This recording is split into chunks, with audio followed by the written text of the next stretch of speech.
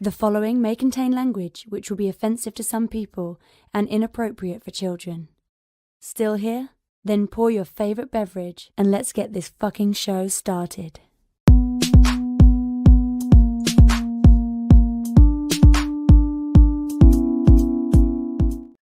Forum, assemble. You're watching Fantastic Forum, the premier show about comic books and your live weekly conversation about entertainment and geek culture. We are the Fantastic Forum, coming to you live and direct from the Hall of F. Hope you're having a wonderful morning, afternoon, evening, or night, as the case may be. And if you're not, you should stick with us. We'll help you take it up a notch. You have the usual suspects in the building. First, he is a riddle inside of an enigma trapped in Chinese finger cuffs. You don't know him. You love him anyway. He's our silent assassin, Jay. Hey. Next, he is our intrepid senior reporter. He's next in line for the cowl. He is our resident dark knight detective. It's Oz. Yeah, I'm here. There it is. I like that shirt, Oz. I like that shirt. There it is. Next, he's the backbone, the pillar, the strength, the Fantastic Forum, not invulnerable brawler, and resident strongman, Moses Magnum. I'm handling my package. You look like you're broadcasting direct from Hot Topic. I think it's just the lighting, though. Oh, Moses Magnum. We're gonna have to talk about that in a minute. Hold. We're gonna come back to it. Let's get through this intro real quick. But I want to see that next. You ain't gonna see. So we are going to listen.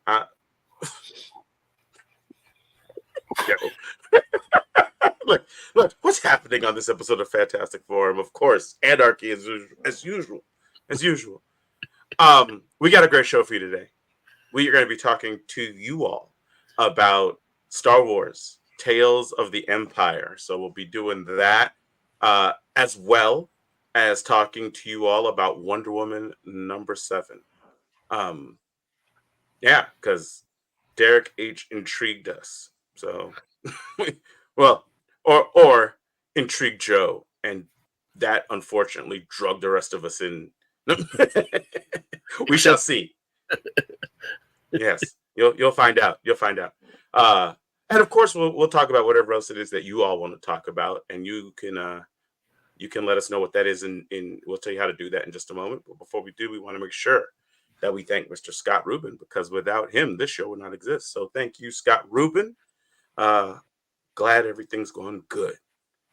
So with that said, let's go ahead and have the intern tell us about how you can get down with FF. Want to get in on the action? Call Fantastic Forum on Skype and join the fun. Too shy to call in? That's okay. You can join the Discord chat room available at fantasticforum.live. Join the party.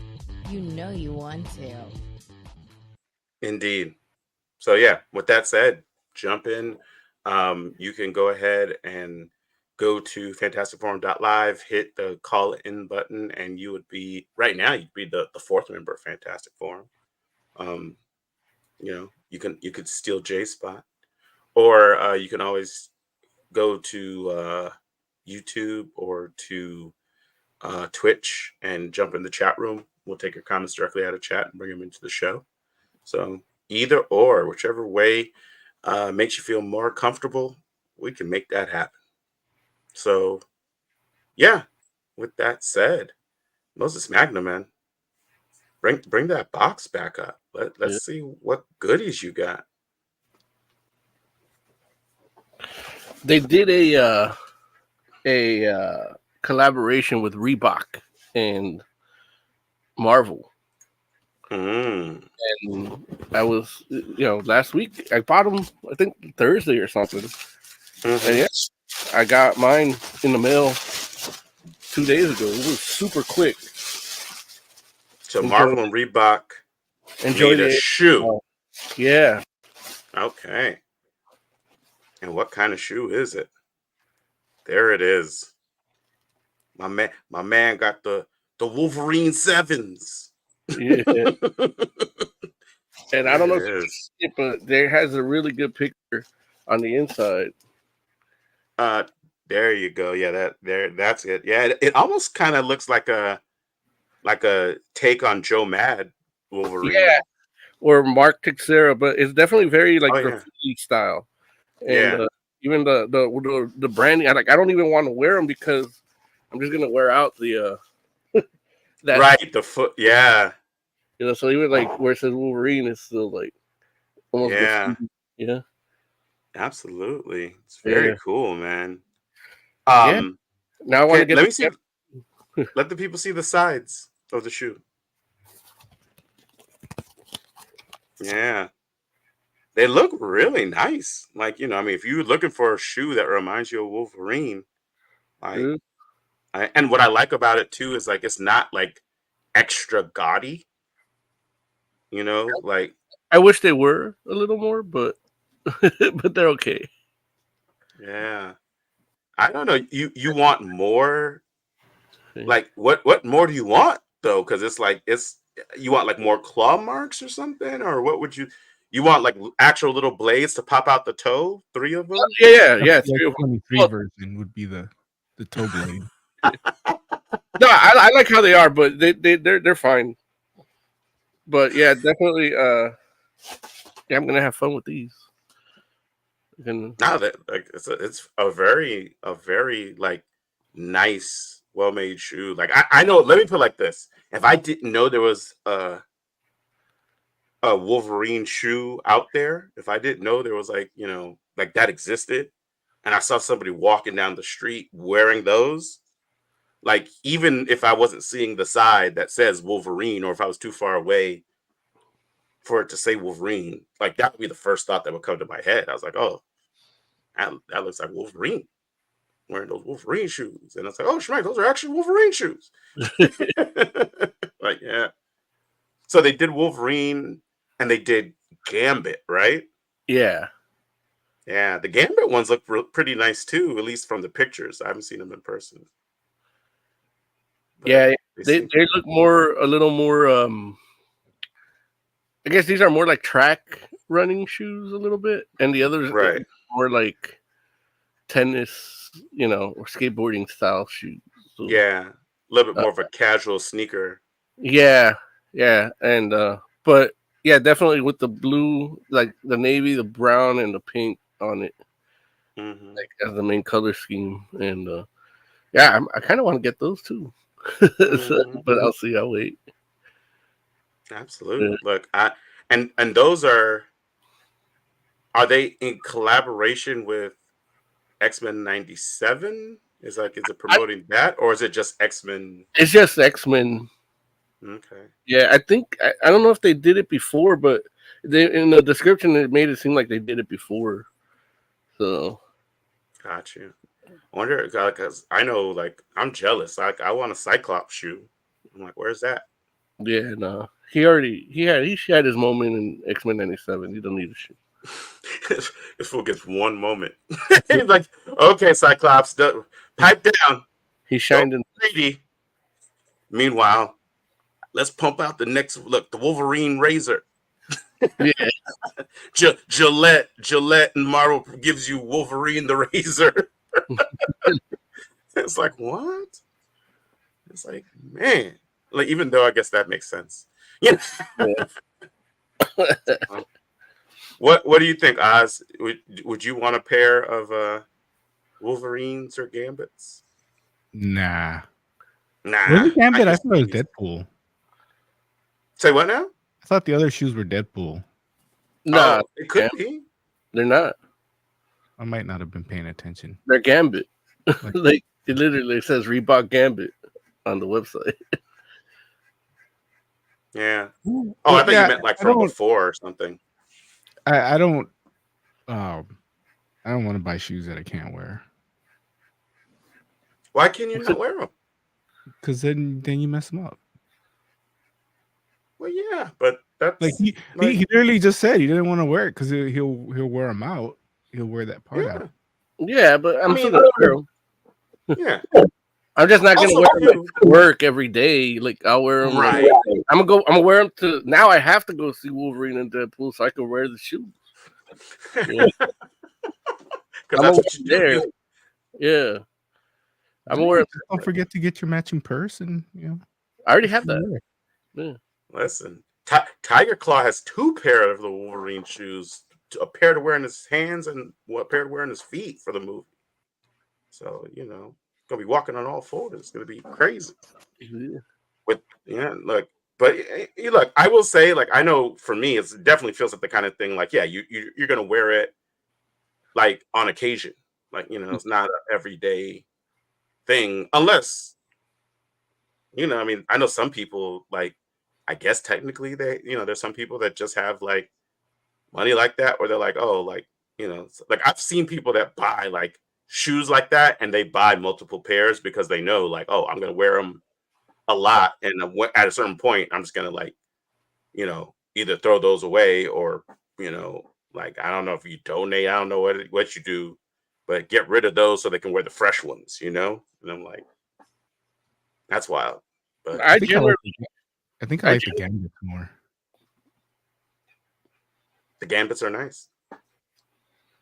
share the screen. There's a lot of clicking I gotta do to get to it. It's a lot of clicking. I generally buy 2 pairs of shoes that I like when I like them. Oh yeah, Yeah, but yeah. just in general, not because like they're Right. that cool, just in general. Like if they're Mhm. comfortable and because they always, especially like running shoes, like they always change. They got to keep. So once you get a good pair that works for you, like Yeah. I try to, man, if I can buy 10 of them, I'll buy 10 of them because See, Right. Lawrence was saying those Wolverines aren't as gaudy as he thought they would be, but I like the Gambits are more discreet. Yeah. like the Well, I pink mean, but accent, whereas these kind of everything kind of blends. Well, I mean they went with the brown, and I expected more purple, but it's really toned down compared to the Wolverines. what? But is it like, I feel like they're like equally discreet. It's just that Wolverine, Nah, like, you're the gonna see color. somebody wearing those bright yellows a lot more than you're gonna see the browns. But that's the point. Like, it's just the color. Right, that's Like, what I'm it's saying. not like. Gambit is more discreet because it's a more muted color. Oh, okay. Yeah. I think Like, I if think you more see so. me I say walking about. around, if you see me walking around wearing those shoes, you're not gonna say, "Oh, those are Gambit shoes," like you would the Wolverine shoes. Right. No, I And that's agree. how I distinguish who the real fans are and who the Mayor Youngs of the world are. Wait, what's that mean? Oh, shots fired. What? They're a fan. Wow. You're a fan. Yeah. See, and that's the thing where, like, the Gambit joints, like, I do feel like normally you would see a shoe that looks like that, except without the pink accents, probably. But the pink looks great. Like, it's a great way to represent for Gambit. So then these are designed by the artist that drew these too, as Urban Aztec is the guy's name. The artist that drew. Wait, what? Oh, the shoes designed by the person that did the art. Yeah. Oh, wow.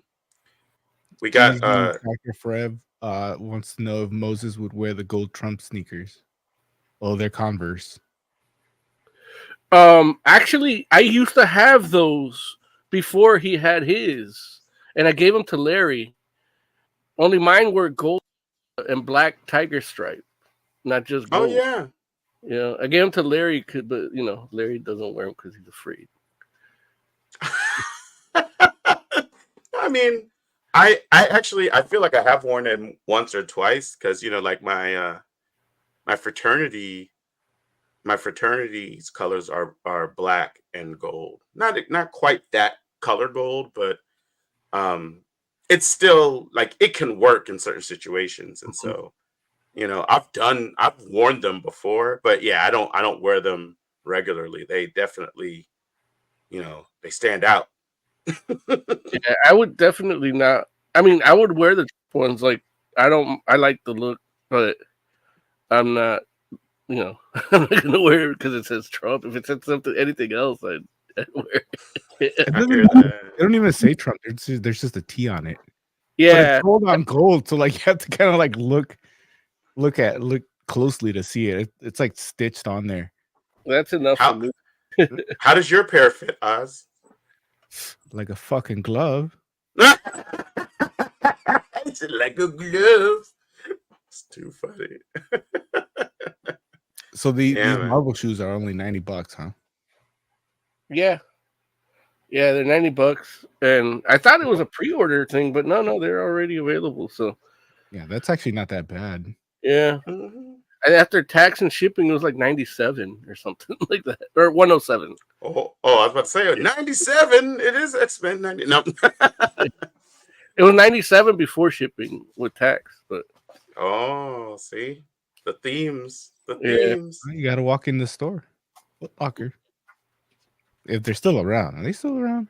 Yeah, they're still around, but they're getting a little less and less, and you have to like stand in the velvet rope behind the velvet rope. Oh, it's like a club now. Yeah, just so that you don't run off with the shoes as people tend to do now. Wow. So this is kind of dumb. I'm seeing them like Foot Locker and Champ Sports, $90. But as I scroll down, they're on eBay for like 200. Yeah, I was They're gonna not put sold mine- out. Yeah. They're not sold out. You could walk in. Well, no, I could order some right now. a lot of sizes are sold out.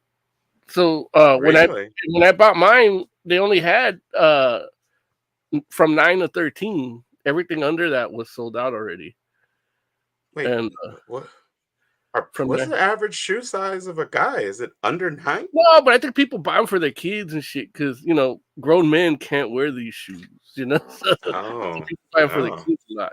So the Wolverines and Foot Locker, like they only had like from 9.5 up to 13, and I don't know what they have left on their website, but I am on No. their website right now. For the Wolverines, they have from 7.5 to 12. okay, So, but this is online. Like this isn't yeah. walking into the store. Yeah, the store might be a little different. You don't know how many each store gets. I think too, if they have a weird thing where they don't ship as many as so they don't want to pay rent for the storage. They have everything for the Gambits. Look, you know how it There are goes. no sold out options. All right. I was thinking of putting mine on eBay for like 3, and just leaving them up there, but then I can't wear them. Yeah. Right, but when you sell them, Hey. you go buy another pair. Right. Like, buy 2 and still make a profit. I Yeah. should probably just buy one just to be safe and put it up there. Yeah, just put those up and buy another pair right now. They're available. Yeah. Indeed. You got Ghost, Mo. Ghost. Yeah. But I don't believe in them. You know what? I might go pick up these Gambits. Wear them to There Comic it Con. is. There it is. See, that's what I'm saying. Like Comic Con's definitely one of the places you would wear shoes like those. No Yeah. question. The only place I can wear it. Let's be. Why would it be the only place? Because they're goddamn skater looking shoes. I don't understand. What's the problem? I don't wear skater shoes. I mean, like what? Like you just don't Like- want to like- do like the like- orthopedic support stuff all the time? Like what? They have orthopedic support. They always felt flat to me. No, I'm talking about your regular shoes. It's Like, just regular sometimes you- Skechers. Like it isn't nothing fancy. Who's creeping up There on it Mo? Who's creeping? I saw someone creeping up on Mo. The calls coming from in the house, Mo. Watch it. Look, but yeah, Wrong house. Jay, what do you think, man? You want some Gambit 11s or Wolverine 7s? Nah, I'm No. good. If Yeah. they had Jubilees, would you get those? I would consider it. Mm. Yeah, I'd consider it, but I would want like a Green Lantern shoe. There Oh, used see, to be like, one. that's not. I remember there was a Green Lantern shoe. Yeah, which one call it? DC did a deal with Converse back in the day. That's probably why I didn't get it. I can't wear Converse. Because no arch support. Because they like I might as well be barefoot. Right. Yeah. No. I wasn't trying to make a joke. I was being I serious. think Like, it would be funny if the Jubilee joints lit up when you walk. Like Yeah, that would would be dope. firmly put it in like the little kid shoe category, but it would be on brand though. Like the Jubilees, the They have Jubilee Green shoes. Lantern Air Jordans. No, Yeah, those no, are they don't. custom. They're custom. Oh, gotcha. Share the screen. Oh yeah, I see. Well, let me see, because it's I got don't one know of why. those where, oh, here we go. Okay. Why does Oz act like we're not going to say that every time? He's like always shocked. He's like, So, are they basing it on like the classic costume or the current joint, like the black costume? are you talking Jubilee? Yeah, Oh, because if I would they do it assume- on the black with the lights, mm-hmm. I could rock that. That might be actually pretty cool.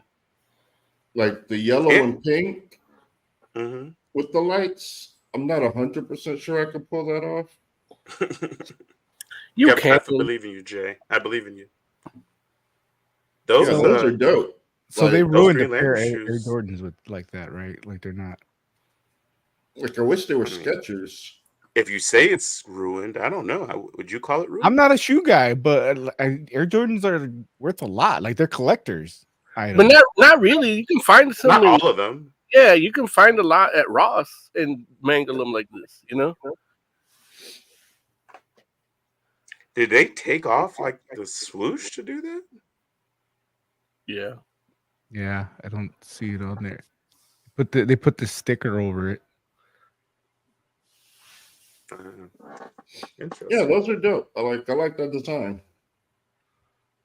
And they're not I too feel- bad either. Like I They just need want them to they be need a Skechers. light right here where we used to have the pump. The pump. Oh, dude! Yeah, I played a lot wonder. of kickball with those pumps. I wonder what kids today would say if you brought them a shoe with a pump on it. They know about them. John Cena used to wear them. yeah, they came back for a while. John Yeah. Cena would climb the rope, pump them up, and then jump. And then jump.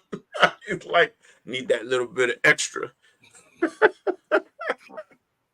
I'm not mad at it. That's fair.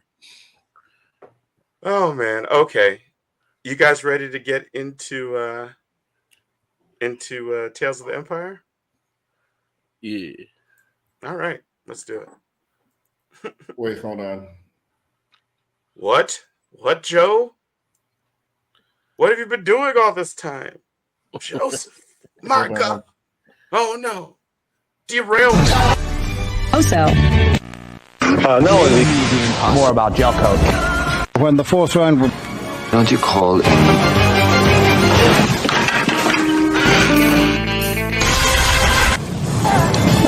does it look good already? Jumbo Scampi for limited. Indeed. Thank you very much, Jay. There's too many video clips. We don't even use like all of them. Oh, you mean like in the Oh, I The thought in the whatchamacallit? intro, I was like, one for each of us. not even one for each of us. Joe's not in there. Joe don't watch Got it. TV. Huh? Jay don't watch TV. Jay doesn't watch TV. Hilarious. So yeah. A few weeks back, they released Star Wars Tales of the Empire on Disney Plus, giving us another set of animated vignettes featuring a few characters who Mo, you want to tell the audience about Star Wars Tales of the Empire? Yeah, I mean, it's again, it's the little like anthology series kind of with like you did the old Tales of the Jedi last year, and only now it's with characters from the Empire. Specifically, like at the first like 3 episodes, it's the whatchamacallit, the Night Sister lady, Morgan Elsbeth, Mm-hmm. and yeah, I don't know what the rest are because I didn't finish it. Oh, that's fair. No, no, that's absolutely fair. So, the rest is that girl that tried to frame Ahsoka. Right, Barriss. Yeah. Ophi, I think is how you say it. But yeah, like a cool character, like a former Jedi, or well, she wasn't a Jedi. I guess she was a Padawan, right? Yeah. I did watch her episode, but I fell asleep. But yeah, she was a former Padawan that basically got disillusioned with the Jedi Order, and yeah, tried to frame Ahsoka among other things, but like was one of the first really vocal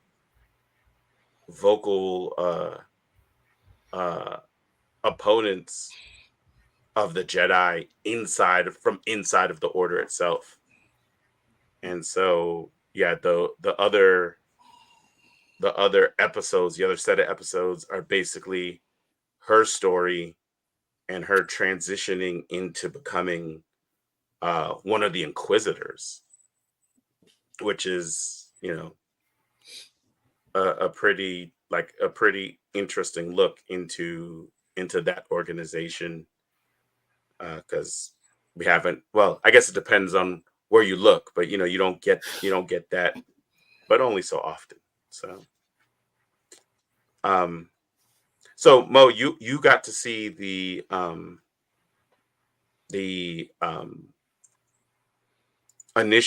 initial episodes with Morgan Elsbeth. Mm-hmm. What did you think of those episodes? They're okay. They're good. You know, nice and short. So get a little, you know, you get a little Star Wars here and there. You know, so it's an interesting character. I don't know much about her, so watching those were entertaining and informative. Yeah. The character itself, if I'm not mistaken, I think just got introduced initially to us in that Ahsoka. Well, no, but it wasn't. Was it initially in Ahsoka? No. Was it Mandalorian? All of them, or was it Boba Fett? Like all those shows blend together now because everybody's in everything, right? So it's like I feel like before Ahsoka, we saw her before, but where did we first see Ahsoka? In Mandalorian. Oh, I'm sorry. When did we first see live action Ahsoka? Mandalorian. Was it Mandalorian? Yeah. Okay, because as Mandalorian, I feel like we saw her first there because I feel like that, like when we first saw her, into that, like the city that she ends up ruling over. That was the city where Ahsoka was like outside of hanging out. So, yeah. Yeah, because she has that staff that becomes a Mandalorian staff, right? Yeah, it's a Beskar, like a Beskar bow staff. So, what did you think, Jay? I thought they were good. Like, interesting. Did a good job of showing how Empire people are. Or as far as Elsbeth, I mean. Mm-hmm. Like, when she gets that one girl killed, I was like, yeah, that's some Empire shit. Yeah. Okay. Yeah. Oscor. Any thoughts on the initial episodes with Morgan and Elsbeth? Nah, I didn't watch it. Oh, did you not? Oh, okay. Now, what made you feel, or like, was it just like a time thing, or did you really just not have any interest? Both. I wasn't interested, and then when you said we were going to talk about it, it was like yesterday. So got I it. didn't really have a chance. Got it. No, I understand. If I was interested, I would have probably seen it already because it came out a couple of weeks ago, but I wasn't. Yeah. Came out on the 5th. So like 3 weeks ago. Yeah. So, yeah, like, I mean, I know for me, like, what I liked about this entry, well, one, I just like anytime that we're telling stories about people and getting away from Jedi, that always really interests me, just because I feel like Star Wars has like a lot of interesting stories to tell, and most of them like are focused or circle Jedi, and so it's always interesting when we get some that aren't that, because it usually gives us a really different perspective on things, and so that's cool. But what I mostly liked about it was that the characters that it centered on in Tales of the Empire are very unfamiliar characters. Like, you know, it's not like we don't know them at all or have never seen them before, but you know, we get a lot more background on who these characters are, you know, their journey and how they work. And it's cool because on one hand, you know, it's interesting because the two stories almost kind of I guess mirror each other in a way, or maybe it's not mirror, but they definitely fit or make a good contrast with one another, because for Morgan, what we know about her is primarily the end of her life. You know, like her story, like by the time we get this, we kind of know how her story ends for the most part. Right. And so the initial episodes give us a lot more insight into how she began, like where she started and how she gets to the point that we've seen. And the stories at the end, though, that feature Barriss do the opposite, because you know we've seen of Barriss is primarily about the early stages of her life, and so the episodes of hers that we see give us the rest of the story, and like, you know, definitely go into, you know, like what happens to her throughout the rest of the time. And it's just, you know, like I just like how those two things, like how those two sets of stories, you know, kind of contrast in that way. And I really thought it was really good picks, because it's two characters that are just interesting enough that, you know, you might be like, oh, okay, like, you know, like I would like to know more about that character. Like not somebody that you're just like, oh, well, it doesn't feel like it's just like someone out of left field necessarily. So I thought that was pretty cool. Jay, how'd you feel about the animation? Like, you know, generally, like what it looked like, and like what they chose to animate, you know, fights and action and those types of things. Seemed pretty standard to me, like standard Clone Wars type stuff. Mm-hmm. Yeah, that's fair. some of the fights were pretty good. And they do a good job aging the characters. Yeah. I will say, like, for both characters, they do that pretty good. Yeah. Yeah. How about you, Mo? What'd you think of it animation wise? It's pretty standard. It's like everything they do already, like Bad Batch and all that. So it's not nothing too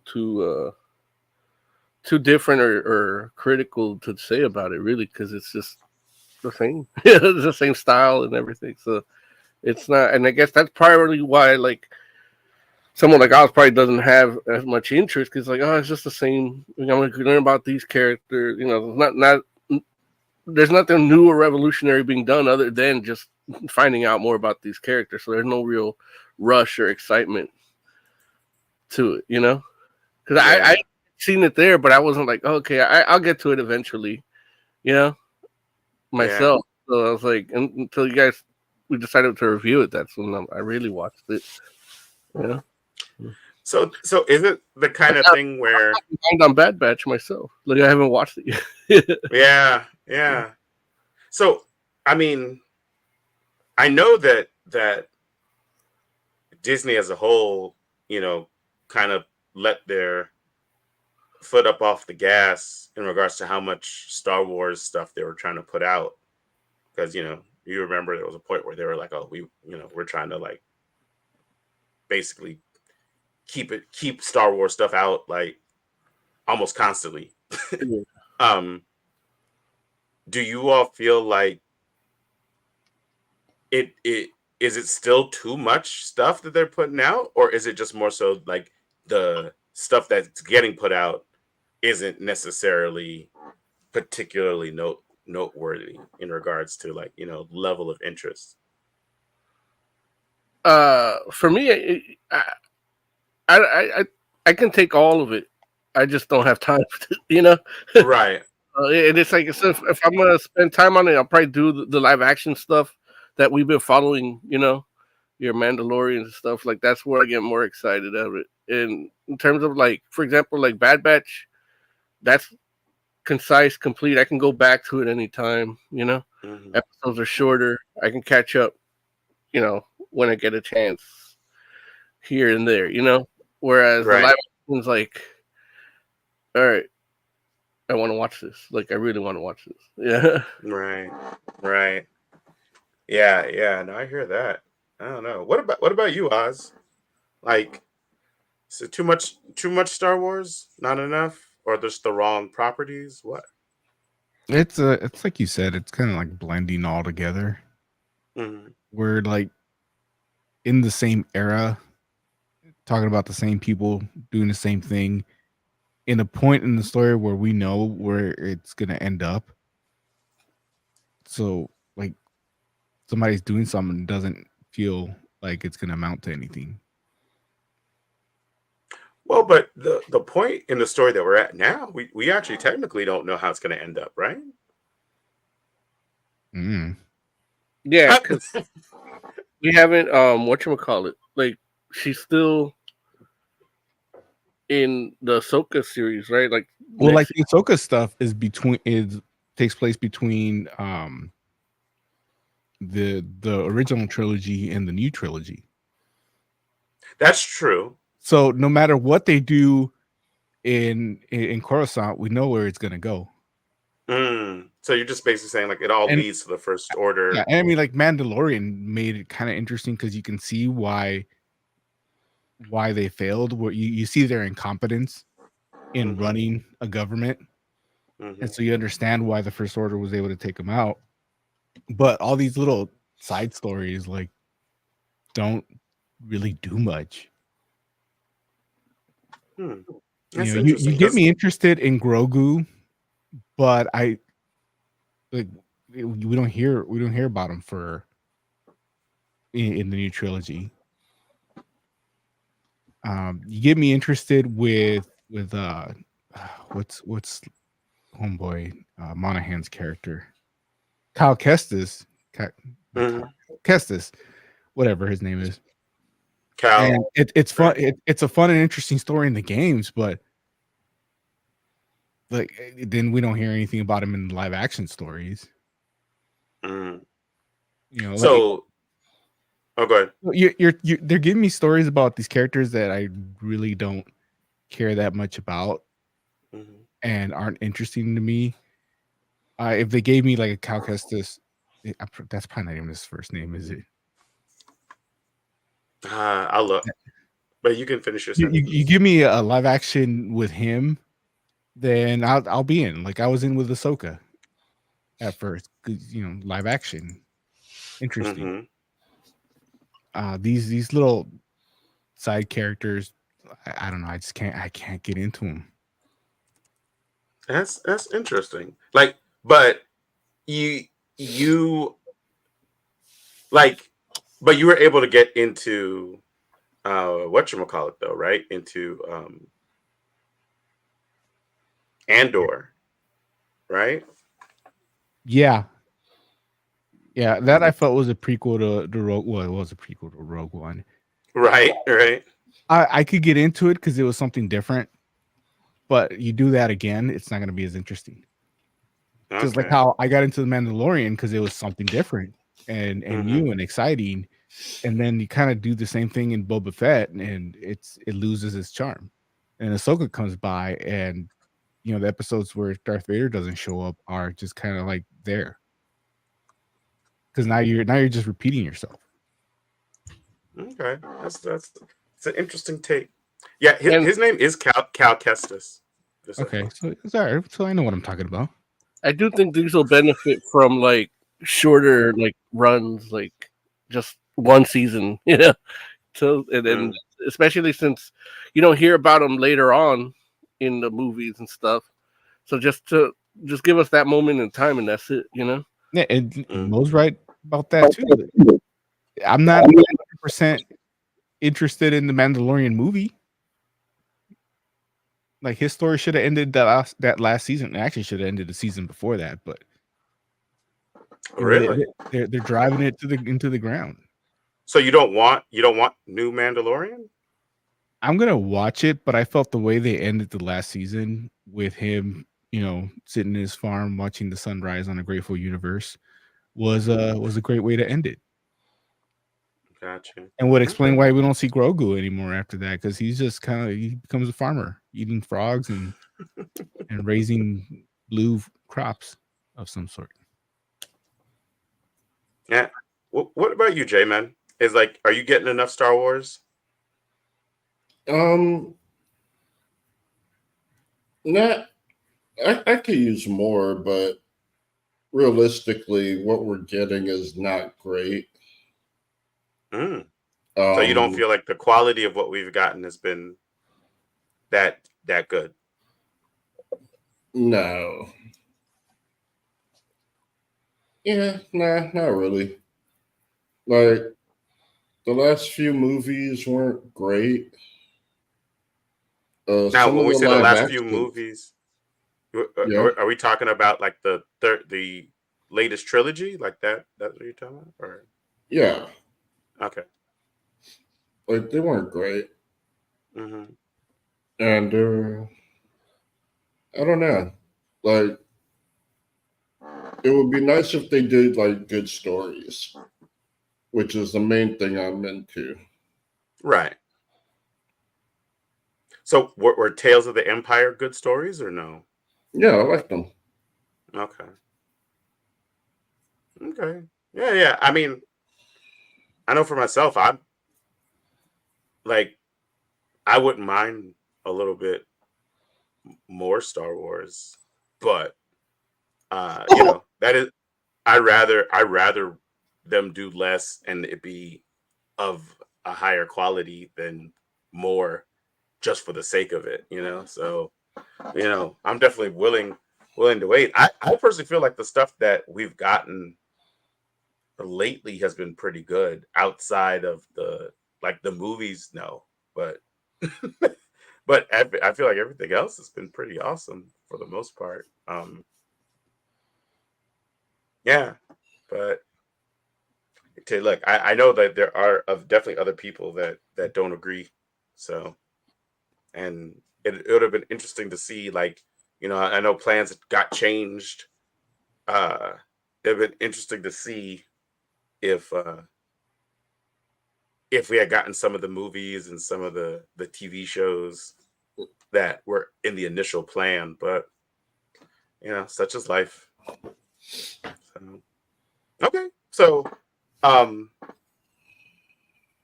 do you all want to go ahead and should we go ahead and rate rate Tales of the Empire? Yeah. Okay. All right, Jay, what would you rate it? I give it a 4. I like the characters and story.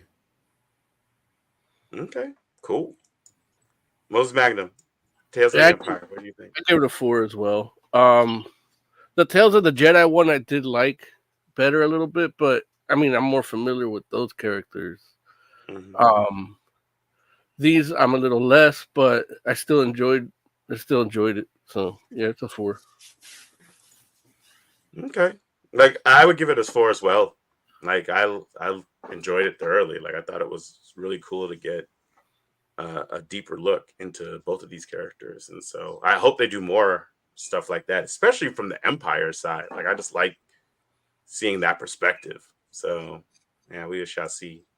The Vader cameo was pretty cool. Mm-hmm. Mm-hmm. Oz, what would you rate the rating? Yeah, 3. You guys didn't convince me. We'll take it. 3. Damn right, Look, you will. Oz. Take Oz it, is being a Star Wars curmudgeon. He's like, man, I don't want to see 15-minute vignettes.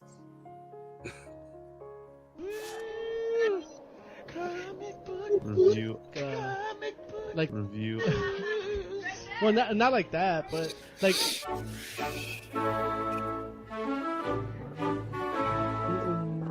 All right. So we are here. Friggin' Star Wars. Like I got Star Wars on the brain. Wonder Woman, number 7. It's like I wish Derek H was here. Like I know Jay feels the same. No, he already gave his opinion last week, and we're rebutting it. So yeah, we're giving an educated rebuttal, and it took us 7 days to do it. There it is. Right. Look. But yeah, so Jay said he had to read it for himself. And guess what Jay did? He read it for himself. And we read it with him. So Jay, why don't you tell the people, give them your take on what Wonder Woman number 7 is all about. So Wonder Woman number 7 is Wonder Woman takes time out from being hunted to go to the mall with Superman to buy Batman a present. And it's one of those, what are we calling them now? Cozy episodes? Where it's just like characters hanging out, or you would call it a townie episode, or just Wonder Woman just hanging out, making dumb jokes, going to movies, getting Superman and Wonder Woman. What did I say? Batman. You're right. I meant Superman.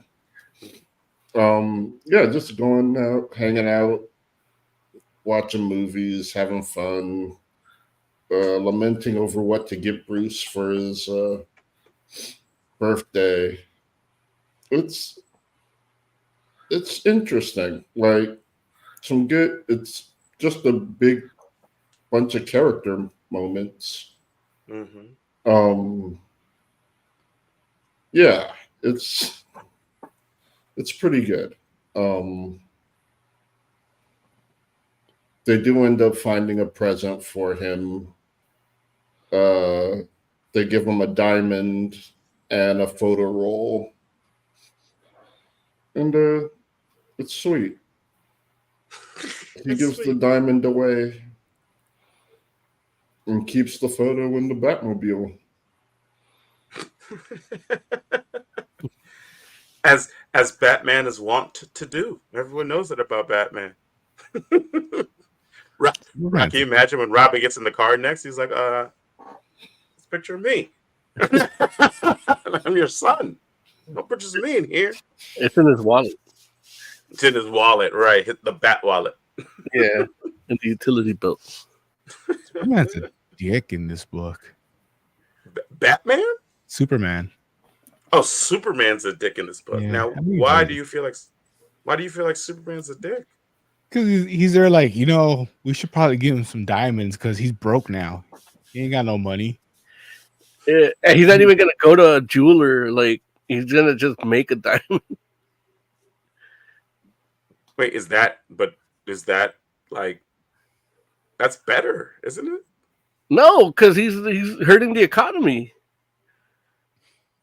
Also, if he makes a diamond and gives it to him as a birthday gift, wouldn't Batman be a dick if he sells it for cash? I mean, I guess it depends on the intent. Yeah. Like if I make you a diamond so that you can have money. Yeah. I didn't like how that lady in the end looked at the diamond too. I think she was gonna keep it instead of giving it to the orphans. And there was no note saying it's for the orphans or anything. It was just there. Yeah. She's like, oh, somebody dropped this. She probably thought it was a flaming turd and was about to step on it. Yeah. So wait, so Superman's a dick in this because he's mentioned that he doesn't have any money? Yeah, because he's like, oh, Batman's broke now. Like we should give him money. Yeah. He's a charity case. Yeah. He can't even fly.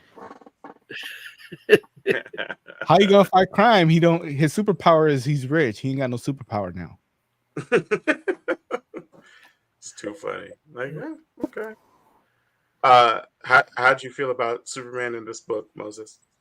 I love this book period. Like I love this. Derek H was way off. I mean, I can see if he's going up and then you get that book while you're waiting for like the cliff, to get the cliffhanger after issue 6. I'd be pissed too, but as a standalone story, it's brilliant. It's great. I love it. Yeah. So, but even still, I could use a break from that tension. She could use a break from the tension. She literally says in the book, like, yeah, I don't want to talk about it. I just want to, let's just do this, And so it makes sense that she takes time off. Now, where the placement of the issue might be a little off, but fuck it. Who cares? That happens all the time. Like, remember Spawn had those laces and we didn't know why till the Batman. Then it turns out we have to read from the beginning again, but in different order once that book. Right. It actually happens like at the perfect time. Yeah. Yeah. Like it's right after she gets her army together. Okay. Yeah. And see, it fits in like the book reluctantly. where she's like, it's an Amazon problem, needs an Amazon solution, So, yeah, it fits. Yeah. I love, like, the way it's written is great. Like, I love their banter, their friendship. You can see, like, these two characters care about each other and Bruce. And, and the art's fucking great, too. So, like more do you want? A really cool story and, and great art, too. Like, yeah, I love how they drew Superman, like with the little puffy cape where it's like up at the shoulders, like floating above him a little bit sometimes. Yeah. It's like very old school, like Dan Jurgens silhouette, like from back, like when you used to buy the little toys that didn't move from like Burger King. Right. It's true. Yeah. Look, I like the concept of the mall. Mm-hmm. I don't like the way it's implemented. Like every time they give me another detail about the mall, I just get mad. Why? Because he never watched Rick and Morty. I always watch Rick and Morty. No, it's like they have a great idea. Like when they talk about there was a reality show shot there where two people were shopping or looking for something, and that was like it went so many seasons because they were lost. It's such a big place, but then they realized like they didn't have teeth or whatever. Like whatever they're looking for was pointless. Yeah, it was a like so. It starts off an interesting concept, and then they hit you with a punchline that's just stupid. You know, I like the reality show concept. I hate that. Oh, and then they realize they don't have whatever. I think it was teeth too. I think they're looking for. Yeah, it was teeth. Yeah, and then they didn't have teeth. Yeah. No, I mean, I'll give you that. Like, but that's the jokes are a little corny. But that's kind of like, even that's part of the whole deal. Like, even she, like, you know, says like, "Come on, Clark." Like, really? Like, you know, like at the corn, like. It's part of the charm of this book. Yeah, I would agree with you with that. Like the Superman jokes being corny worked pretty well. It was like, you know, just because it felt like the kind of joke, like you don't really see Superman tell a lot of jokes, but if he was telling jokes, those feel like the kind of jokes he would tell. Like Superman's like not like actually funny. He's just kind of funny. You know what I mean? So you gonna call him by his middle name too? I did think it was funny when they do finally decide on doing the photo reel, and like one of the pictures was like of them doing like the Batman mask. Yeah. Like that I thought that was pretty funny. And I was like, I feel like I think Batman would probably think that was funny too, even though he wouldn't laugh. He smirked a little at the end. Yeah, exactly. So, but yeah. I mean, I know Mo mentioned the art earlier. What did you all think of the art? What do you think of it, Oz? The art was great.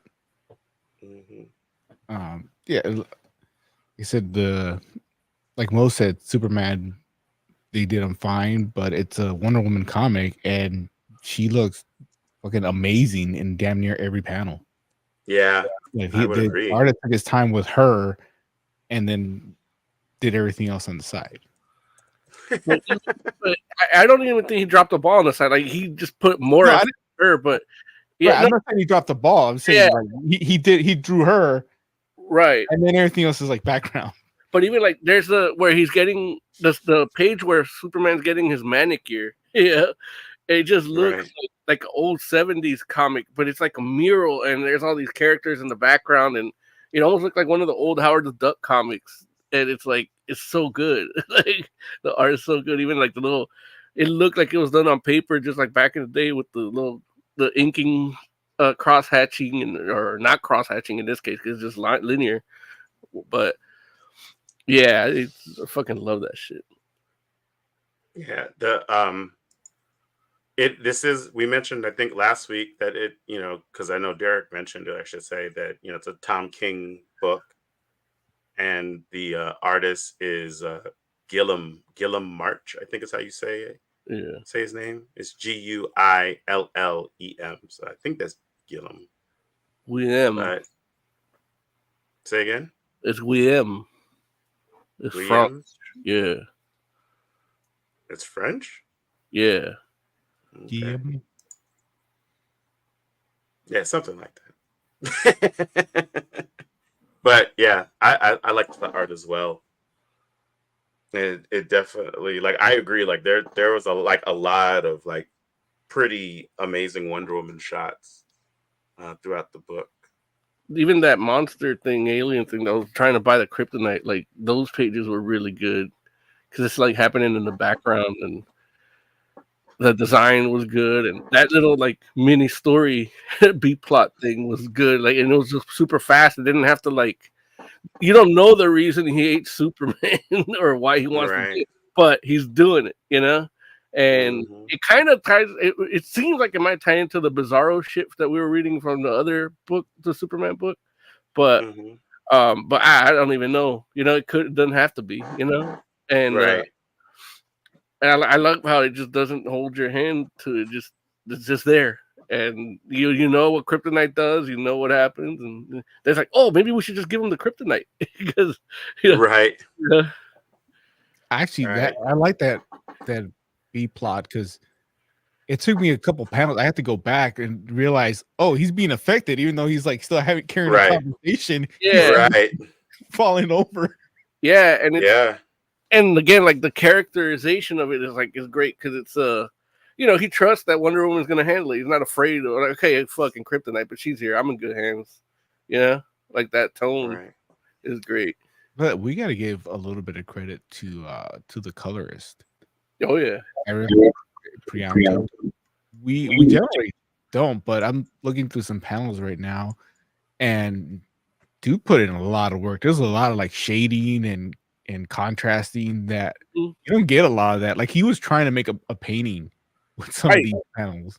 Well, even like when he's getting that particular page where he's getting, you know, because they're using like a welder to like do his manicure. So like there's light bouncing off the face and everything. It's just done so well. Yeah, a lot of colors just do flat colors, but he's got a lot of shading and contrast and shadowing. He's putting in work too. Yeah, that's true. I think Derek secretly loves this book, and that's why he wanted to tell us about it. He's like, how do I get him to talk about Wonder Woman? Yeah. Messed around and he friggin' mentally manipulated us. I mean, Jay, you fell into his trap. It's a good story. I just don't like where they inserted it. Yeah. No, I mean, listen, I would agree in the sense great that, like one shot. Right. Ideally, and this definitely felt like back in the day, it felt like comics almost always had this issue like after whatever the arc was. Like in between that was right. Like that it felt like that was like kind of the standard. You would have like your 4-issue arc or your 6-issue arc that was like the main thing that was happening, and then you would have one of these or maybe 2 of them to give the regular artist a little bit of breathing room to get the next thing done, and also like, you know, maybe they actually get to like spend time with their family, you know, come out their little room, see their kids grown up, you know. So yeah. But Jay, you like the art too? Yeah, the art was good. Like it's consistent, which I like. You can't necessarily say that about the Wonder Woman book, but this art was, this issue was consistent. Okay. So there's a different artist in the like primary story of the book, Jay?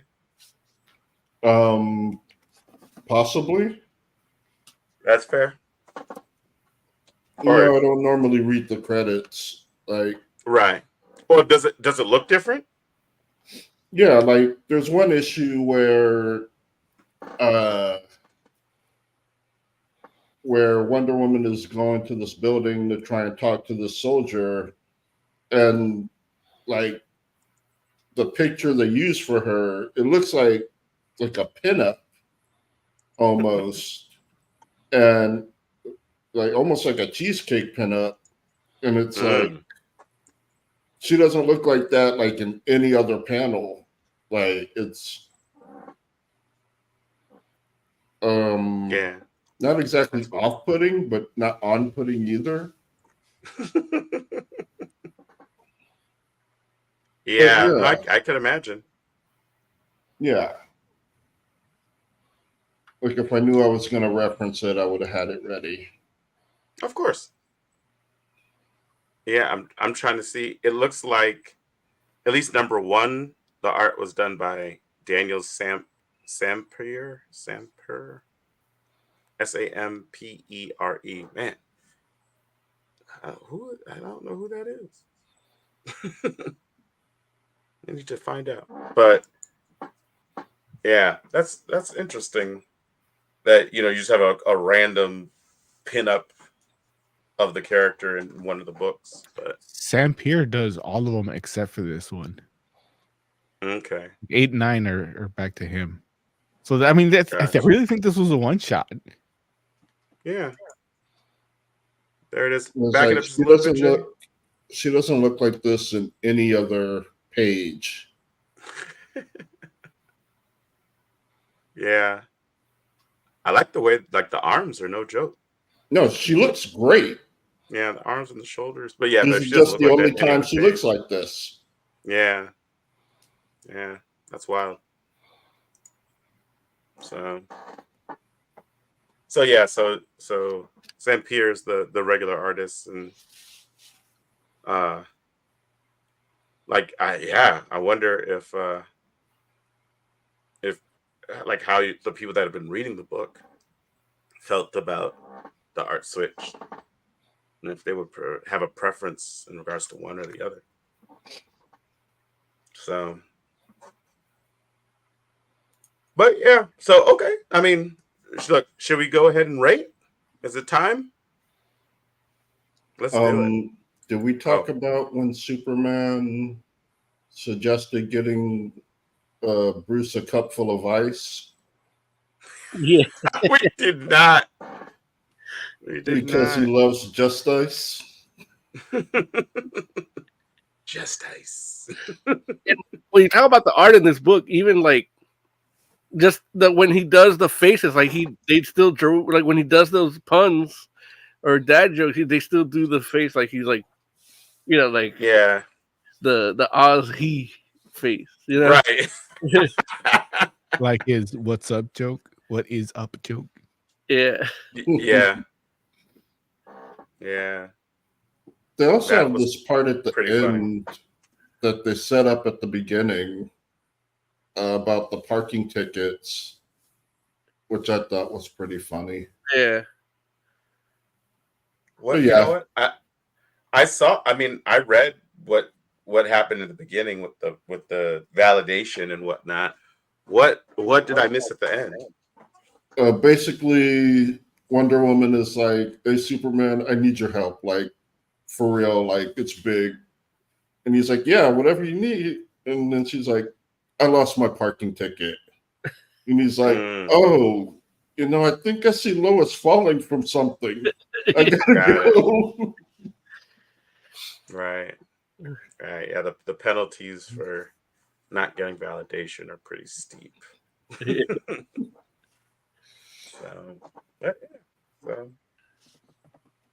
So yeah, but that's no, great. It was good just seeing Wonder Woman and Superman get to hang out. We don't get to see that often enough. Yeah. Okay. So Jay, what would you rate Wonder Woman number 7? I want to give it a 4. Like, it was really enjoyable to me. I love the puns. I love how casual Superman is when someone's like coming at him with kryptonite. Like, just overall, it's just a good book of these two friends hanging out together. They even go to the movies starring Mr. Mitchell Spitlick. Indeed. All right. Oscor, what do you think of Wonder Woman number 7? What would you rate it? I'm gonna give it a 4 also. I like it. If it would have been a one shot or something like that, I probably would have given it a 5. Mm-hmm. But just shoving it where they did, it loses a point. That's fair. Moses Magnum, what do you think? I wasn't reading it, so where they put it was just fine. They put it in my hands, and that's it. Yeah, it's a 5 out of 5. This is a 5 out of 5 book. Like, I know I've been saying it every time I review a DC book, where they're really doing good art, even with the bad stuff or the inconsistencies. They're really putting a lot of work into their art. DC over at DC right now, and some of the best drawn books are out on there right now. But yeah, this is definitely a 5 out of 5 book. Great art, fun little story. If I was gonna give it to somebody to like, just as a gift, this would be a gift. Like if I'm like just a comic book, like I Wonder Woman, just read it. You're gonna like, and Right. it's a good gift to give. And it has like 7 or 8 different variant covers or some shit, I think. So, but I haven't seen those, but I hope one of them is white. So I'm gonna give it 4.5 because it's a great book. I just like I feel the pain of the folks that are like, hey, why is this happening right now? So I'll take the point off or the half a point off, but nah, it was fun. It was a good book, and full disclosure, I wasn't reading Wonder Woman either. So at this moment in time, so it didn't affect me in the same way. But yeah, I think if it had, I'd probably still be like, huh. I'd be like, wait, what's happening? But I feel like it would have softened the blow of the issue. The story would have softened the blow of me not getting the story that I was expecting next. Let's put it like that. So, all right, cool. Well, Some of these variants are pretty good. Sure, put them on screen. I like that Mo is excited about the multiple covers, but wants the one with like nothing on it. That's Mo. It's because philosophically it could be all of them, or yeah. That's too funny. All right, hold on. Let me using my imagination. Yeah, I have so many that are not drawn, and people don't buy them. So I go to Pulp Fiction and they have a box, and they're all like $3 a piece. Like, how much for the whole box? It's like, there's like 10 of that Power Rangers in there, right? Like, right. Yeah, it's like, you don't have to sell me. You don't have to sell me. Just how much? No. Yeah. Oh, it's tiny covers. That's okay. Yeah. Can you see this one? We see it. It's just small. Who's that? Okay, hold on. Let me. Is that Adam? It looks. Oh wow, that's classic. Yeah. They messed up Jessica though. Yeah. Because what? Her eyes? Yeah, she got the eye. Oh, gotcha. Yeah. She's super, like, she's darker than Sunspot in that.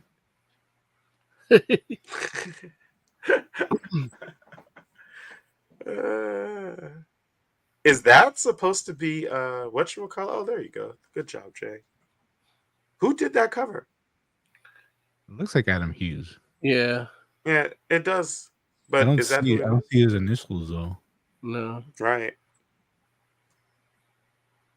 Yeah. Oh, I guess that's why they did that one that way. It's Women's History Month issue. They did which one? Which way? This story, like, taking a break from the main story because it's a Women's History Month issue. Like that's what it is specifically? Well, they had the banner that says Women's History Month on the other covers. Oh, okay. I mean, yeah, that could be the case. Oh, shit. That's pretty cool. What happened? Oh, that wasn't Adam Hughes. That was Sozomaika. Okay.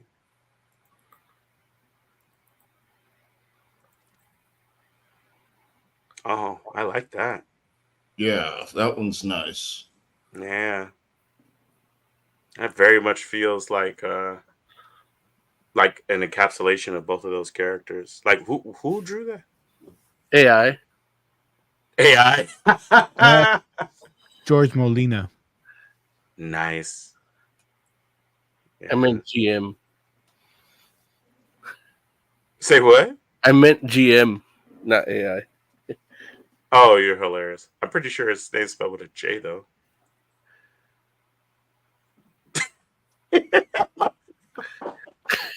Jorge. There's a G in there. There is a G. There's a G. Yeah. So, but yeah, man. That's good stuff. It's good stuff. I have to bring the show to a screeching halt. Uh-oh. Because there is something that I need to share with you guys. Here comes the money. Here we go. More money, more money, more money, more money.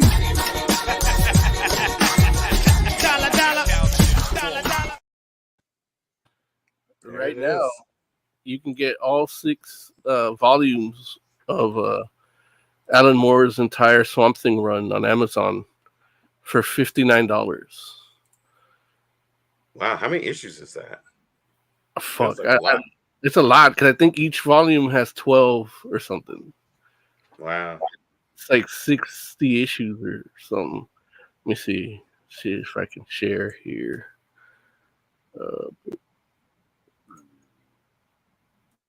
Yeah, there we go.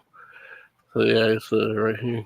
So you got 6 issues right there, 6 volumes in there, and it's the entire run. It starts with like issue 1, basically 1 through 64. So yeah, probably about 8 or 9 issues per book. You know, nice. It has like the little side stories too, Loving the Alien and All Flesh is Grass, the little like one shots that he did for like Vertigo Presents or something. These were all in Vertigo, but now this is the new Black Label version. Fortunately, they only had this deal in paperback, so no digital, unfortunately. But yeah, I'm like, wow, I want to get this. I mean, how many of those books would you be rebuying? Like, or do you have, how many of those do you have still? I probably have like volume 2 and 3 already, like, you know, so I'd be buying that a second time, you know, and yeah, so that's definitely a deal. They have it, looks like they have it listed as 50% off, $120 originally. Yeah. But I was looking at the individual books, and the individual books were on like $15 each. So 15, 16. So that'd be 90. You get all those. So at $59 bucks, you're still saving at least $30. Plus, you get it in a little the little dust jacket thing, the little box. Yeah, they come in a box that where I was looking at the individual. Yeah. So yeah, I would probably be buying about. I don't have that many of those like that, but I do. Well, I have them digitally, all of them, but they're not, you know, they're bootleg, you know. What? Yeah, but I would definitely buy this. Like, that's the beauty of having the bootleg. Like, okay, I can read it and I can just have this on my shelf. Yeah, I don't have to crack the spine. But in your defense, you probably bought most of those already at some point. Well, yeah, at some point when I was a kid, yeah, one way or another, I did, you know. But either way, I mean, fuck, I'll buy it again. I don't give a fuck. No, I'm saying, you know, the digital versions, like you paid for them. Yeah, I actually think I do have volume 1 on Comixology digitally. So I bought it digitally before, and you know, bootleg. And then I also have the Andy Diggle's run of Swamp Thing that was pretty good too. Yeah. So cool. Yeah, that's what I'm looking for today. Huzzah. Should we do a little bit of news? Yes. Ooh, there's a Sandman box set too. Yeah. What? Yeah, but that one is not on the deal, I don't think. How much does that one cost though? $140, but it says the original price is $250. See, that's no deal. Yeah. That's what they always say. And then it's like, but it's only like that's like 12. That's like 12 fucking volumes or some shit. I'm seeing 14 books. Oh yeah, because it does all the Gaiman original run, and then it does Endless Night, Dream Hunters, and Overture, which is like. Go ahead. I like that they're all numbered until you get to the Dream Hunters, and then Overture just has an infinity sign. Yeah. Yeah, because Dream Hunters was a one shot. Like it's like a Japanese. Well, the first Dream Hunters was Neil Gaiman and Yoshitaka Amano doing it from Final Fantasy, and the second one I don't remember reading, but yeah. And then Overture is like a prequel, so it takes place before the events of the Sandman series. Hence the infinity thing, because it takes place before time exists. Like, I think they show the creation of time in the first 2 pages or something. Taking it light. All right, shoot. Let's play some comic news music, and then we'll start talking about some other stuff.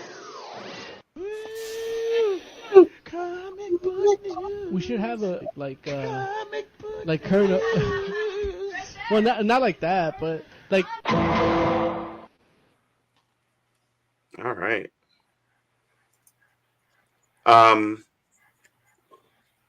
Did any of you all play the friggin' Multiverses beta? No. So the beta apparently ended, and Multiverses is getting ready to like officially launch like next week. So now, what is Multiverses? For those that It's Smash Brothers with Warner Brothers characters. it is in fact Smash Brothers with Warner Brothers characters. that is what it is. And so, I mean, but Warner Brothers has a particular stable of characters, of course, in regards like DC heroes being among them, or DC characters being among them, but it also has, like Rick and Morty, which you mentioned earlier, and LeBron's in it. I'm out. LeBron is in it, which I guess is Yeah, he's a Warner Brothers character. he's a Looney Tune now, right, or something like that. So, Stark. Heck says next week. I opened it up yesterday. Oh, really? Okay, I thought it was next week, but look, and Jason's in now, boy. Like I didn't hear about that. I saw that and I thought it was Todd, but it's the other Jason with the mask. Yeah, that's really wild. Like I don't like, and I did wonder. I'm like, how does that work exactly? Like how are they handling the potential like gore aspect? They take it out. They don't use gore. But then is it really Jason then? Is it really LeBron? LeBron can't fight Bugs Bunny. Like, sure he can. This is all like, it doesn't really matter. They're like caricatures of themselves. Jay's like, it's not the real Jason, dummy. Like, okay, thanks, Joe. Jeez. It's like silly me for thinking they might try to have a decent representation of Jason. Like, it seems a weird choice to put into a game, though, if you're not going to go there with it. You know what I mean? Like, well, they put them in Mortal Kombat, right? After you put in Arya, there's pretty much like off limits or no limits after that. But who's Arya? Stark. Oh, from Game of Thrones. Yeah. Oh, is she in it? Yeah. She was in it a while ago. Like, yeah, she was in it. Wow. Okay. All right.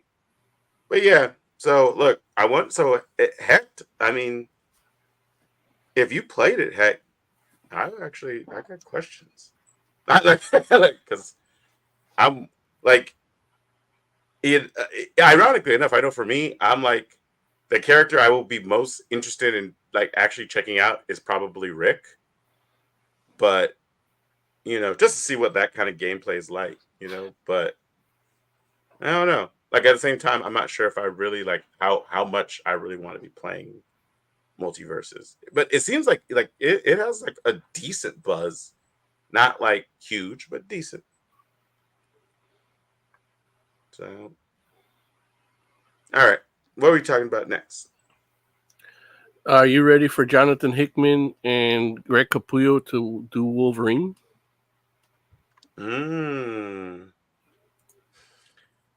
I guess I am. No, you're not. Piece of shit. I guess I am. No, you hate Wolverine, you fuck. I don't hate Wolverine. I know. I just want to call you a fuck.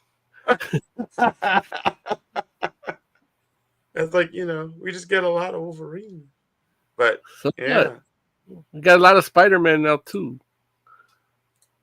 But yeah, that's the cover. That's not a great cover. Yeah. It doesn't bring me any joy to say that. Like, it's not bad. It's just not, like I'm just thinking like Greg Capullo doing Wolverine. I would have expected something different. Yeah. I'd like it if it was just a picture. Without Wolverine on it? Without the words? Yeah, without the writing. I like it. If you go to his Instagram, he has it like that.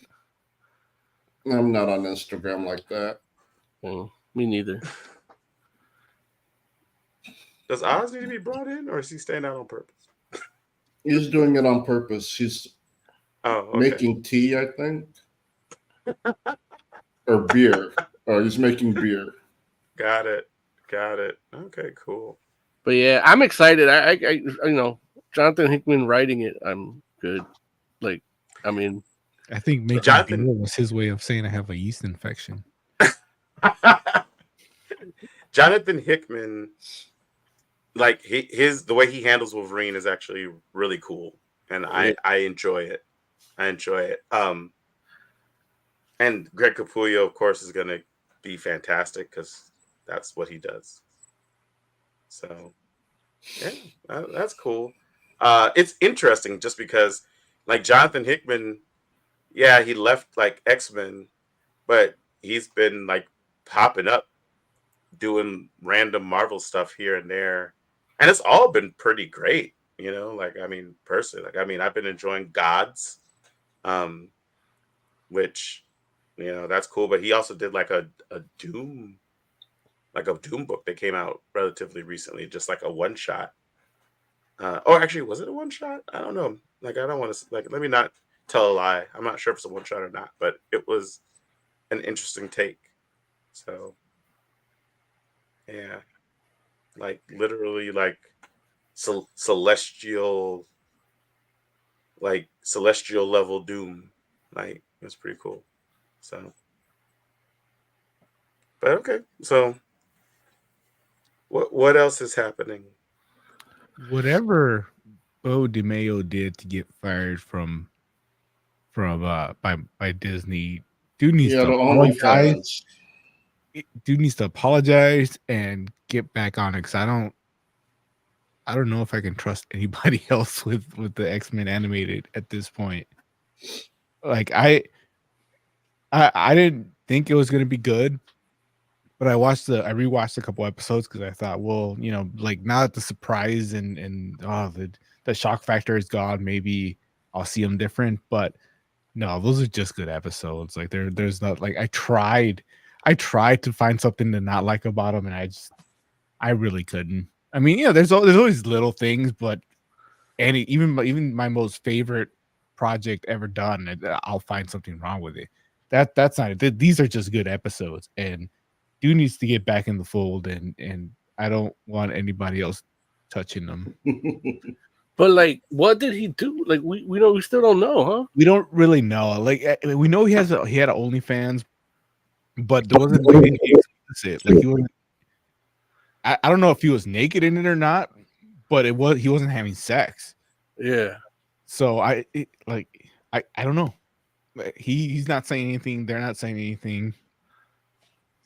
But we got to get he needs to apologize, as long as he wasn't like, messing with kids or something like that, he needs to apologize for whatever, or Disney needs to just say, you know what, we overreacted to this OnlyFans that isn't explicit at all, and they need to make up. Yeah. I want mommy and daddy to make up and come back. And the thing is, produce another X-Men child. Well, they said he did work on the second one too, right? Like he got 2. Yeah.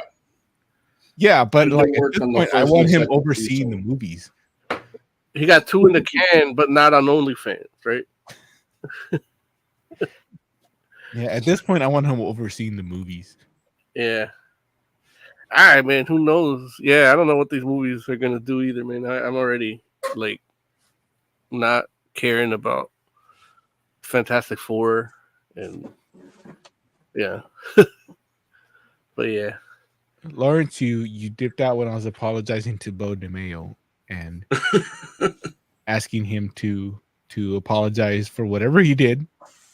Yeah, I did hear you. Come back, and I want him to be in charge of the movies and TV shows involving X-Men, because right now he's the only person at Disney that I trust.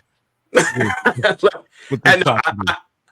I'm 100% with you in the sense that like X-Men 97 like so far exceeded all of my expectations, which is crazy just because, you know, and it's wild because to be at a point where I'm like, man, like Marvel animation is really like killing it. I'm like, I never would have thought that I would be able to say that. And especially like, because I just feel like when it comes to superhero fiction, it's like Warner Brothers held that spot for so long that I was just like, okay, well, that's just, it's the way it is. You know what I'm saying?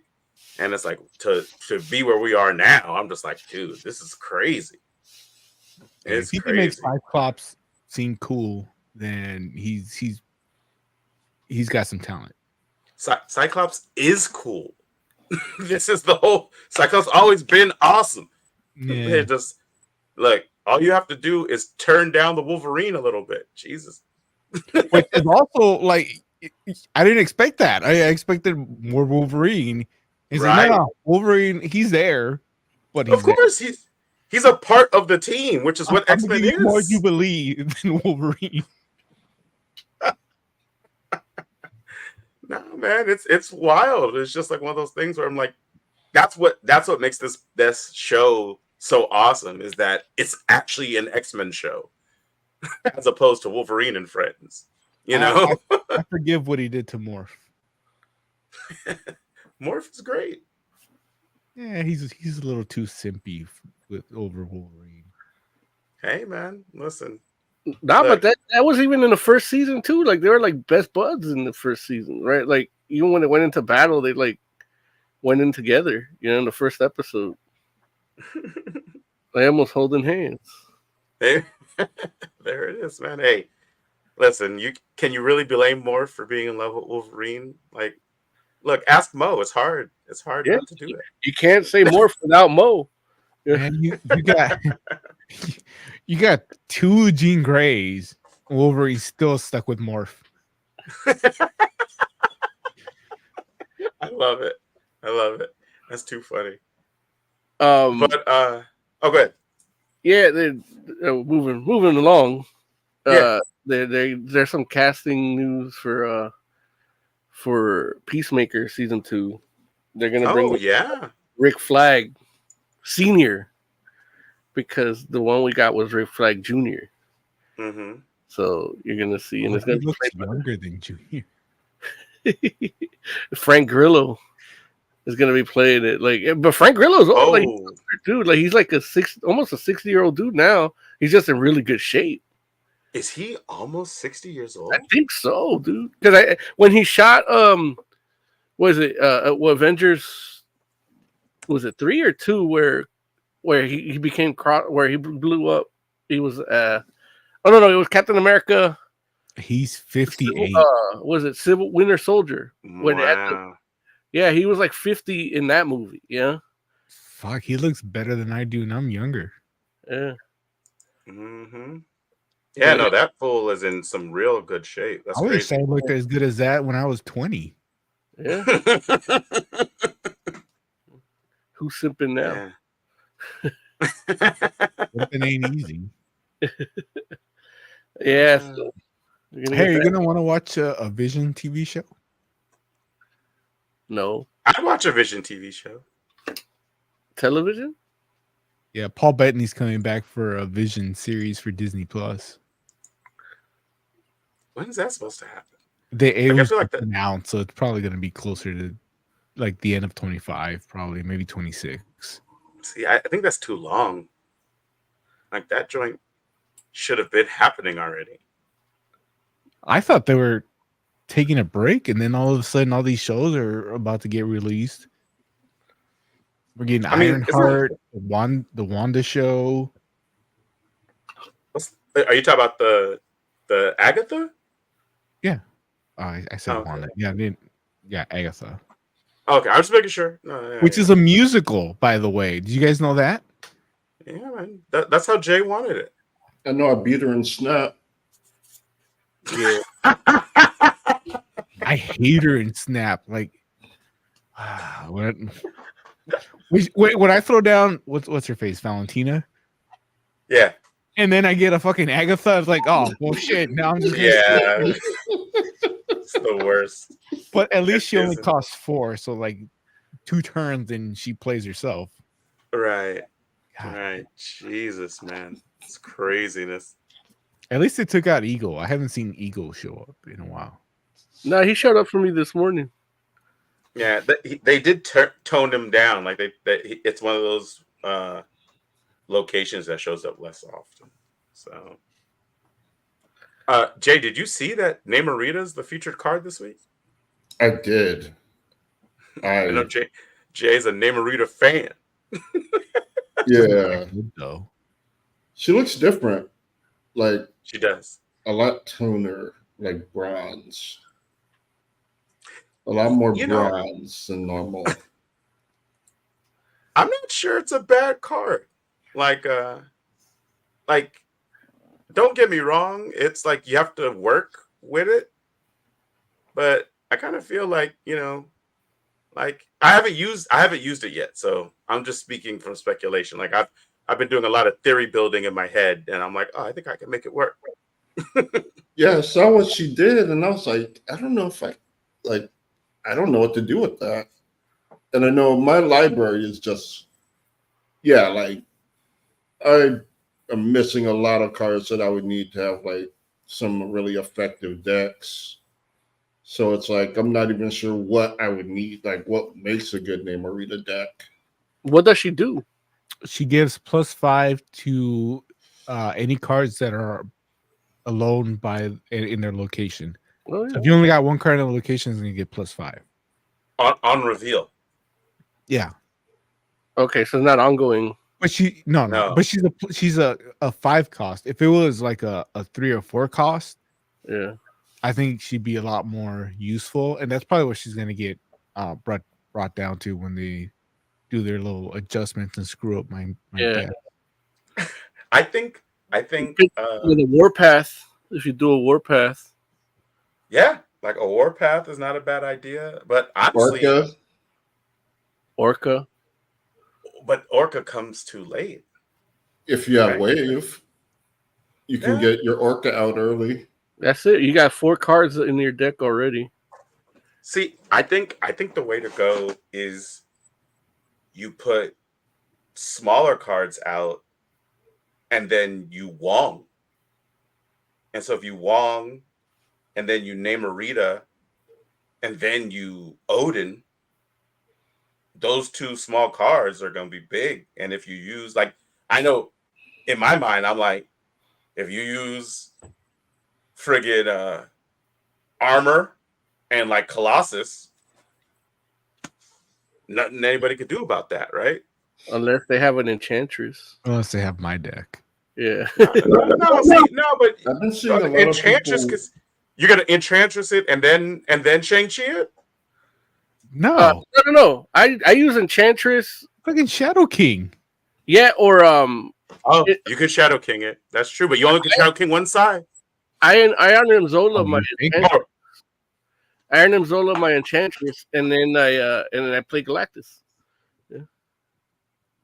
Yeah, but see, look. Oh, go ahead.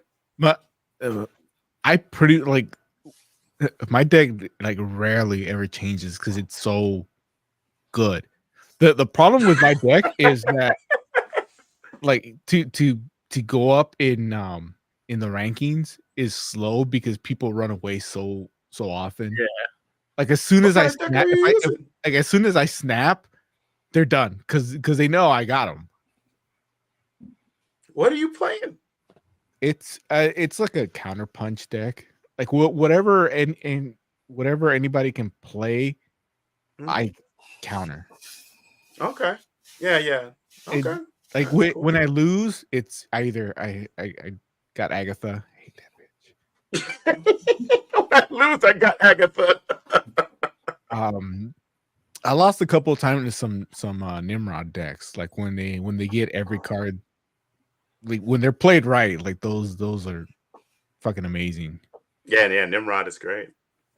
Yeah, the Nimrod with Venom and Carnage. Yeah, like Venom and Carnage on the third round, on the sixth round. Like get like 5 of those motherfuckers. Mm-hmm. And then I was thinking if they do a 7th one and then you just do Venom again on everything, it's like they just retreat at 7. Like once they see me do that at 6. That's my favorite move is when somebody's plays their magic and they're gonna get a turn 7, and turn 6 I throw a I just get rid of that. Yeah, get rid of limbo to end the game. Yeah. I do Galactus on that. So they're like, oh shit. So you just do Galactus in a different lane and that's it. Wherever it's empty, yeah. Like shout out to Hecht. He was saying he was killing it with his Galactus. Galactus has gotten better. Yeah. Mm-hmm. Lately. Well, I changed my destroy deck to instead of Null and Death, and I just Galactus. Yeah, Galactus. Oh, so you and I'll just play like maybe I'll do I could the way I've won sometimes. I literally all I do is just I'll throw a Wolverine in there on one place, a Nimrod on the other, and then just play Galactus where I can, and that's it. You know, I win. If anybody from Marvel Snap is listening, I need a card that returns opponent's cards to their deck. Like it's not a destroy. So if they got armor, like I need to get around the destroy decks. I need something that bounces it back to their hand. Wait, bounce. So you want a card that bounces an opponent's card back into their hand? Yeah. So like a Falcon, but from your side of the board. Yeah. Yeah, I want to get, because there's a lot of cards that you either can't destroy, or if you destroy, they just get stronger, like a Wolverine. Right. Like I got a Shadow King, a Wolverine. I can't destroy him because he's just gonna get stronger. Right. But something that would like bounce a card like that back to their hand. You can do like a Red Guardian on that Wolverine, no? Or a Shadow King. Oh yeah. You could do a Red Guardian. Yeah, I usually Shadow King. Yeah. Or let's do Cannonball. Do you have oh wait, I'm sorry, you said you do Cannonball? Yeah, like I can do either Shadow King or just move him out of the way. There it is. Right. That's all I can do. Do you have Absorbing Man in your deck, Oz? No. You should maybe think about if you can fit him in, especially considering Valentina was like a stretch to get her in there. Because I really didn't want to get rid of my Mirage. Oh, but then you don't even need Valentina, right? I kind of do. I like the unexpectedness of what am I gonna get. Right. Okay. And then whatever I get, I throw it down on turn 4, and if I throw a Shadow King in there, like it pumps up another 3 or 4 strength. Right. Yeah, I'm not mad at that. It's good stuff, man. It's a great game. Do you all have any interest in actually trying Marvel Rivals. I don't know what that is. I don't know. Oh, the team-based joint. The team-based Overwatch, but Marvel. Right, there it is. Oh yeah, we did that. Yeah, probably not. He's just like, I mean, I'll watch somebody play it. Maybe I'm too old for those games. That's fair. That's fair. How about you, Oz? I thought Midnight Sun was supposed to be like Overwatch for Marvel. No, that's SOCOM. That's a strategy. SOCOM, okay, yeah, okay. SOCOM. I'm sorry, XCOM. SOCOM's different. XCOM. X-Men, Com, whatever. No. Dang, man. I don't play Overwatch. I don't either, but I'd give it a try at least. Like, you know, just because you with a comic book character doesn't make me want to play it now. Well, I mean, it's not so much just because it's a comic book character, but I won't lie. Like, obviously, that's part of it. Like, I was watching like people that are, you know, they're people that are in the alpha, and they're like, you know, they're able to show some of their gameplay, and I watched a guy that, you know, like that you have Doctor Strange, and Strange can make those portals in the game. And I watched a guy. Is he the one that was making him fall off a cliff? Yeah, like he put the portal like right at the entrance, like where the people come into the arena, because you can actually like move it through the space of the actual level. And he put the other end like just off a cliff, and these fools ran out the door off a cliff and pretty much like wiped the team. And I was like, that's pretty legit. Like, I'm not mad at that. Like that, like, don't get me wrong. Like, I'm like, that probably only can work once, but how often do you need it to work? That already. Why would you patch it? Because you just do that every time. I mean, listen, at some point, unless there's a way to get rid of his portal. Yeah, I'm sure the portal can't last forever. And like, or you wait for them to come in. So, you know. But yeah. All right. So, fellas, I gotta run. Yeah, but call it you okay, well, let's get out of here. About that time. Yeah. Well, I apologize for me having to dip out, but you know, well, look, I'm sure we'll have a longer episode to make up for it. We'll make sure that we'll stay hot. Right, Jay? What? Nothing. Let's give me some final thoughts, friend. I saw the TV glow. Nice. Okay, there it is. How was it? Dude, it was so good. Yeah.